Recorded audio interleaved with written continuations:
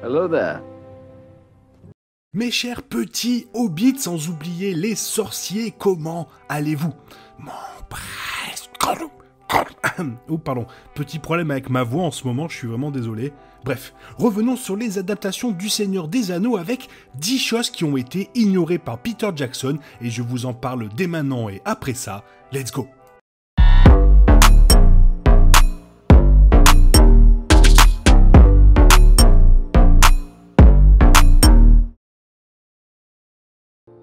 La trilogie de films du Seigneur des Anneaux de Peter Jackson est à certains égards très différente des romans que les fans connaissent et aiment. Certains des changements étaient plus esthétiques qu'improbables, tandis que d'autres ne pourront jamais être pardonnés par les fans. Certaines des modifications ont été apportées pour des raisons de rythme ou de timing, et, pour être juste, les films auraient tous été au moins 2 fois plus longs sans ces modifications. Mais cela ne fait pas toujours en sorte que les changements conviennent aux fans. Depuis peu, la franchise Le Seigneur des Anneaux s'agrandit avec de nouvelles séries en préparation pour Amazon Prime Video, dont Les Anneaux de Pouvoir, qui a récemment diffusé sa première saison. Alors que la trilogie originale des films de Peter Jackson est généralement appréciée pour son adaptation étroite envers Tolkien, dans la vision de celui-ci, il y a certaines choses du canon des livres qui n'ont pas été adaptées correctement pour les films. Dans cette idée, voici 10 choses qu'on aurait dû voir ou savoir dans les films.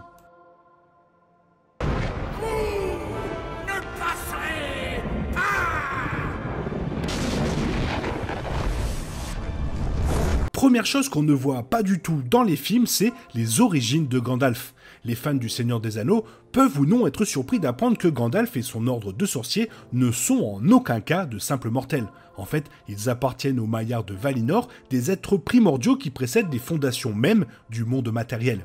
Lui, Saruman et les autres sorciers ont été envoyés en Terre du Milieu des siècles avant la guerre de l'Anneau pour aider à guider les mortels dans les moments difficiles.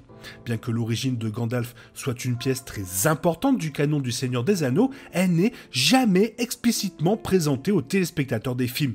Bien que de légers indices puissent jeter les bases d'une telle révélation, les véritables formes de Gandalf et des autres sorciers ne sont jamais révélées. Ce qui semble être une omission, et il est probable que les Anneaux de Pouvoir corrigeront ce détail. Second point, et c'est celui qui fait le charme de la franchise, c'est la musique. Les lecteurs de la trilogie classique de Tolkien connaissent sans aucun doute les nombreux poèmes, chansons et préludes lyriques inclus dans son œuvre. Il se passe rarement un chapitre dans lequel un personnage ou un autre ne récite ou n'improvise pas une chanson, généralement liée à un morceau de l'histoire de la Terre du Milieu. Alors que Le Hobbit et Le Seigneur des Anneaux incluent quelques-uns des efforts poétiques de Tolkien, les films omettent largement les incursions musicales de leurs personnages. Bon, après il est compréhensible que Jackson ait choisi de laisser ces éléments en dehors de ses films, car ils auraient probablement ralenti le rythme des projets et perdu certains téléspectateurs en cours de route. Troisième chose, et plutôt importante, les sorciers bleus. Alors que les téléspectateurs des films du Seigneur des Anneaux connaissent intimement Gandalf le Gris, Saruman le Blanc et, dans une moindre mesure, Radagast le Brun, ils ne savent peut-être pas qu'il y a en fait 2 autres sorciers dans leur ordre. Alatar et Palando étaient les sorciers bleus qui ont voyagé à travers la Terre du Milieu. En dehors d'une référence à l'existence de 5 sorciers dans leur ordre, les sorciers bleus ne sont jamais mentionnés dans les films. Cependant, Jackson peut être pardonné pour cette omission dans la mesure où Alatar et Palando ne sont jamais non plus mentionnés dans les livres originaux de Tolkien, mais sont plutôt référencés dans d'autres recueils censés ajouter à la tradition de la Terre du Milieu. Quatrième point, et plutôt intéressant, la raison pour laquelle Merry et Pippin rejoignent la quête. Merry et Pippin sont tous les deux mignons et joyeux dans les romans et les films, mais il y a un changement radical entre les deux. Dans les romans, Merry et Pippin sont d'une perspicacité choquante, étant bien conscient que Frodon était en danger et prévoyait de faire une aventure complètement folle. Sachant qu'il risquait de se diriger vers le danger, le couple têtu a refusé de laisser Frodon partir seul. Alors oui, Sam partait avec, mais sans leur soutien, cela ne comptait pas. Dans les films, la paire est présentée comme des hobbits maladroits. Ils sont clairement utilisés comme personnages secondaires comiques à certains moments. Ils se sont retrouvés dans cette quête parce qu'ils étaient au mauvais endroit, au mauvais moment. Cela ne rendait pas justice à leur véritable caractère ou à leur loyauté. Cela peut sembler être un petit changement, mais cela a donné le ton à ces 2 personnages et à leur apparition pour le reste des films. Cinquième chose, et pas du tout abordé dans les films, c'est le changement de la comté. Il est ahurissant que le nettoyage de la comté ait été exclu des films. C'est une leçon importante à apprendre pour les hobbits et les lecteurs, il semble donc étrange qu'elle ait été complètement ignorée. À la fin du Retour du Roi, Frodon, Sam, Merry et Pippin rentrent tous chez eux dans la comté, seulement pour la trouver fondamentalement changée. La comté n'est pas sortie indemne de la guerre. Ici, ils découvrent que Saruman, déguisé, avait couru de sa tour à la comté pour prendre le contrôle de leur patrie. Le nettoyage de la comté représentait les hobbits apprenant à se dresser seuls contre la tyrannie. Ils ont dû se battre pour leur patrie d'une manière à laquelle ils ne s'attendaient pas contre un ennemi qu'ils n'avaient pas vu venir. Ce chapitre a été considéré comme vital par beaucoup et comme une allégorie de ce qui est arrivé à la Grande-Bretagne après la Seconde Guerre mondiale. Considérant à quel point Tolkien a été influencé par la guerre, cela semble extrêmement probable.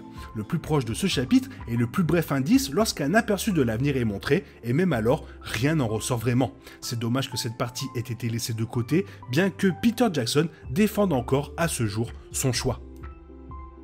Sixième point, et tout aussi important, c'est la raison du départ des elfes. Dans les films, il n'a jamais été vraiment précisé que les elfes devaient partir quel que soit le résultat. Si Sauron gagne, la raison était assez évidente, mais même s'il a perdu, les elfes doivent partir. Leur puissance s'était affaiblie et ils étaient devenus quelque peu dépendants de la puissance fournie par leur anneau. Si l'anneau unique est détruit, leur anneau ne sert plus à rien.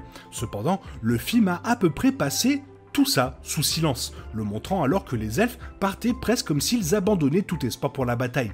Il semblait parfois que les elfes supposaient simplement que la bataille était déjà perdue et ne valait donc pas la peine de rester, alors qu'en vérité les elfes avaient tant investi dans les batailles précédentes et avaient de grands espoirs pour cette bataille à venir, c'était tout simplement au-delà d'eux de rester et d'aider.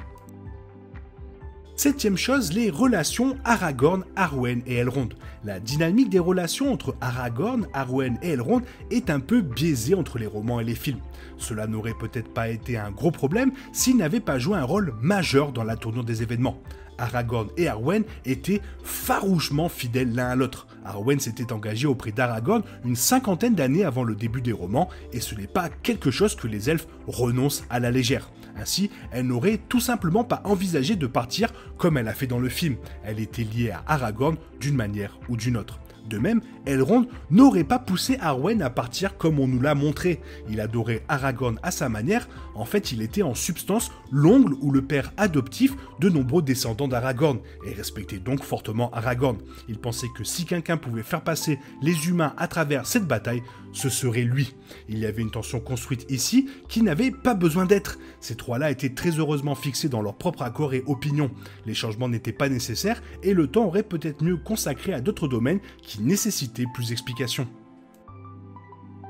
Huitième point, c'est l'armée des elfes. Dans le film, pendant la bataille dans le gouffre de Helm, les combattants reçoivent un soudain sentiment d'espoir alors qu'une armée elfique arrive à leur porte. Mais, en fait, cela ne se produit pas du tout dans les livres. Il n'y avait tout simplement pas assez d'elfes pour faire le déplacement à ce moment-là, et certainement pas assez pour qu'ils soient si disposés à risquer leur vie comme ça. Et puisque les elfes se sont affaiblis pendant des années, cette terre ne pouvait plus être leur maison, ce qui rendait peu probable qu'ils choisissent de rester et de se battre pour une terre dont ils ne feraient plus jamais partie. Un autre point important, les elfes étaient activement engagés dans leur propre bataille à ce stade du roman. Ils n'avaient donc vraiment pas de force à revendre, même s'ils avaient vraiment voulu.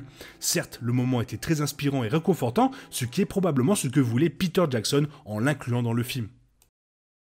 Avant-dernier point avec le célèbre Tom Bombadil. Tom Bombadil était le plus grand personnage laissé de côté dans les adaptations cinématographiques. Bombadil est une force unique dans le monde du Seigneur des Anneaux. Beaucoup soutiennent qu'il est un grand mal, se cachant parfaitement comme un vieil homme fou, mais puissant. D'autres sont moins convaincus. Dans les romans, Tom Bombadil a été l'une des premières rencontres que les hobbits ont eues seuls. Cette étrange rencontre s'avère extrêmement importante plus tard, mais je l'aborde plus tard bien sûr. Tom aide Frodon à libérer Merry et Pippin du vieil homme Willow pour ensuite inviter les voyageurs chez lui. Frodon a tellement fait confiance à cet homme qu'il a permis à Tom Bombadil d'inspecter l'anneau, ce qui n'a notamment eu aucun effet sur lui. À ce jour, Tom est l'un de ces personnages dont les fans adorent débattre. Pourtant, peu importe ce que l'on ressent pour lui, tous doivent convenir qu'il a effectivement pris soin des hobbits et qu'ils ont également beaucoup appris de lui. Ce qui nous emmène au dernier point, les Barrow Blades. En plus de son importance dans la tradition générale de la franchise, Tom Bombadil est également la raison pour laquelle les 4 Hobbits ont les Barrow Blades, les lames courtes emblématiques vues dans les films. Ces lames ont été trouvées dans le tumulus d'un revenant, d'où son nom. Ces lames étaient également connues sous le nom de dagues de Westernesse et ont été forgées par ces mêmes hommes. Ce sont de vieilles lames, mais elles ont une propriété unique. Ces lames ont été enchantées par un armurier dans le but exprès de contourner les protections jetées sur les spectres de l'anneau.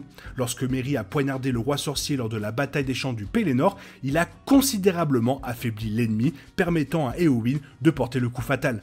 L'accent de ce moment dans le film a été déplacé vers Éowyn, diminuant le rôle que Merry et donc les lames de Tom Bombadil a joué dans le film. Voilà, c'était 10 choses qui ont été ignorées par Peter Jackson pour son adaptation du Seigneur des Anneaux. Toi, quel point tu aurais voulu voir dans les films? Fais-le moi savoir dans la zone commentaire, et il est temps pour toi de reprendre le cours normal de ta vie, et on se retrouve demain pour une nouvelle vidéo. Bisous bisous, bye bye.